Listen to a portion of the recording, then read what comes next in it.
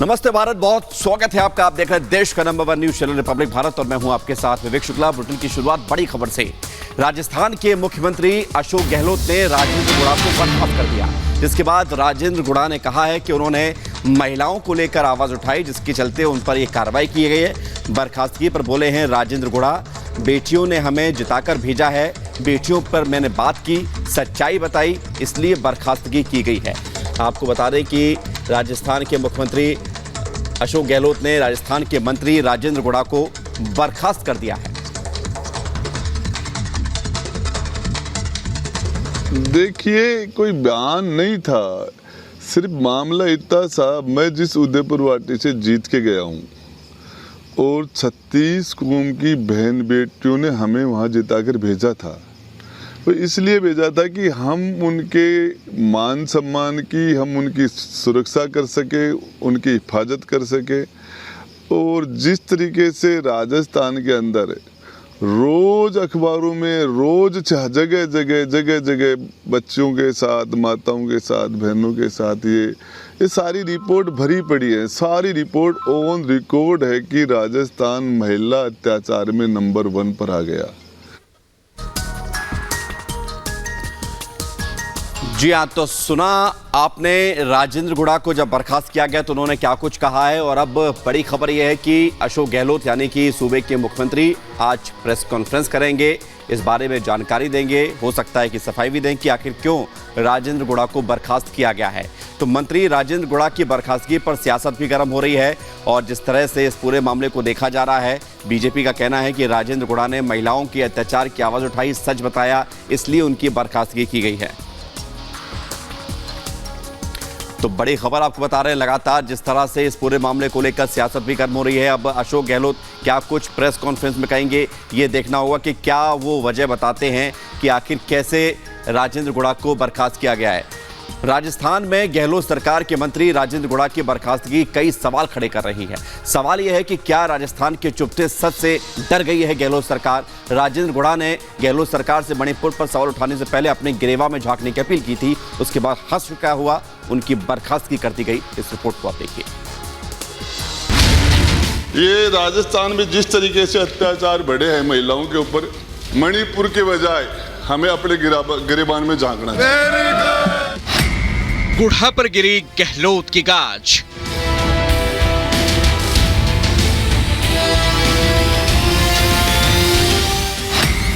आईना दिखाने पर गुड़ा बर्खास्त। महिला अत्याचारों पर चुभते सवाल।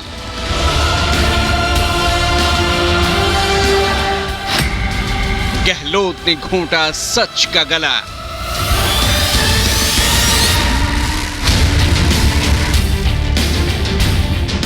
मणिपुर में महिलाओं से दरिंदगी और हैवानियत पर एक तरफ कांग्रेस आंसू बहा रही है, मणिपुर के एन बीरेन सरकार के इस्तीफे की मांग कर रही है, संसद में पीएम मोदी से जवाब की मांग पर नारेबाजी कर रही है। लेकिन जब बात राजस्थान की आती है तो कांग्रेस का दोहरा रवैया तुरंत दुनिया के सामने आ जाता है। गहलोत सरकार के मंत्री ने विधानसभा में राजस्थान में महिलाओं के खिलाफ अपराध की हकीकत क्या बयां की। सीएम गहलोत ने मंत्री राजेंद्र गुड़ा को पद से तत्काल बर्खास्त कर दिया। जरा सुनिए राजस्थान का वो स्याह सच जिसकी वजह से राजेंद्र गुड़ा को मंत्री पद से हाथ धोना पड़ा।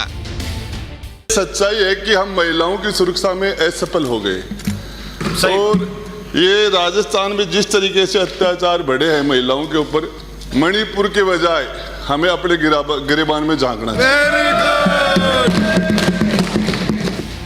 साफ है कि कांग्रेस अपनी गिरेबान में झांकने को तैयार नहीं।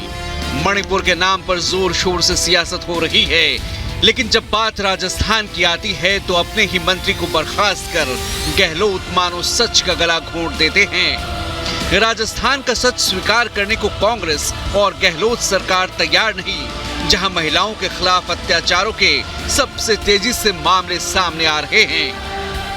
अब कब से ये आखिरी सत्र है, ये हो गया, अब इसके बारे में तो बचा भी क्या है, इनका काम हो गया। तो ये समझ लिया जाए कि दूध में से मक्खी की तरह जब तक यूज करना था तब तक किया और उसके बाद निकाल दिया। सिर्फ गुढ़ा ही नहीं बल्कि विधायक दिव्या मदेरणा ने भी राजस्थान का सच हाल ही में दुनिया को बताया था।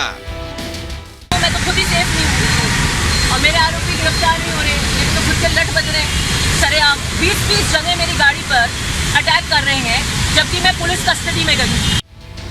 अब गुढ़ा की बर्खास्तगी पर बीजेपी गहलोत सरकार पर हमलावर है। मैं अभिनंदन करता हूँ और मैं स्वागत करता हूँ उनका कि कम से कम किसी ने भी सत्य बोलने का साहस तो राजस्थान में किया है। जिस तरह के हालात राजस्थान में हैं, मुख्यमंत्री के गृह नगर में विश्वविद्यालय में नाबालिग बालिका के साथ में बलात्कार होता है, गैंगरेप होता है।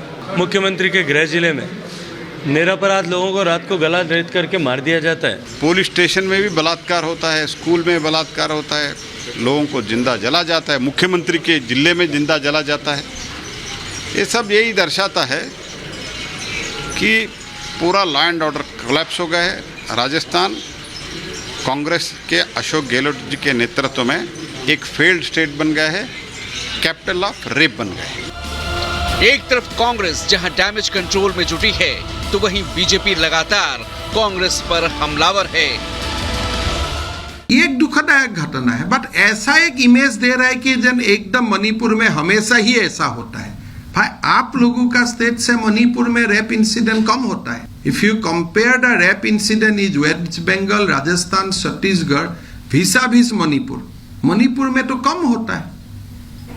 अब तक क्राइम ब्यूरो डाटा सबके लिए अवेलेबल। महिलाएं हैं, चाहे वो मणिपुर हो, यूपी हो या राजस्थान हो या वेस्ट बंगाल हो। मुझे लगता है अगर हम इशू उठाते हैं तो सभी राज्यों के इशू बराबरी से उठाने चाहिए। राजस्थान में महिलाओं के प्रति अपराधों की फहरिस्त काफी लंबी है। गहलोत सरकार इसे लेकर लगातार निशाने पर रही है। अब गुढ़ा को बर्खास्त कर गहलोत मानो सच पर पर्दा डालने की कोशिश कर रहे हैं। राजस्थान में महिलाओं पर अत्याचार नहीं हुए हैं। हमने यहाँ FIR की जो छूट दी है उसके कारण केस अधिक दर्ज हुए हैं, लेकिन चालान जो है वो बहुत कम हुए हैं। और कुल मिलाकर के राजस्थान में जहाँ भी किसी कारण से अपराध हुए भी हैं तो उनके ऊपर नकेल कसी गई है, उनको दंडित किया गया है। महिलाओं पर उत्पीड़न और बलात्कार राजस्थान में नंबर 1 है। NCRB के डाटा कहते हैं कि क्राइम नंबर 1 पे है। कानून व्यवस्था ध्वस्त हो चुकी है, जंगल राज है। आए दिन जो महिलाएं हैं और दलित लड़कियों को उठा लिया जाता है, उनके साथ गैंग रेप किया जाता है। चारों ओर हाहाकार की स्थिति है।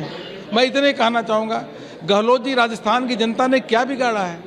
जाहिर है देश की सियासत में मुद्दा कितना भी संवेदनशील क्यों न हो, सियासी रोटियां सेकने में राजनीतिक दल पीछे नहीं हटते। बात जब दूसरे राज्य की हो तो शब्द भी नैतिकता और इंसाफ के निकलते हैं, लेकिन जब बात अपने राज्य की आती है तो अक्सर जुबां पर ताले लग जाते हैं। Bureau report, Republic Bharat.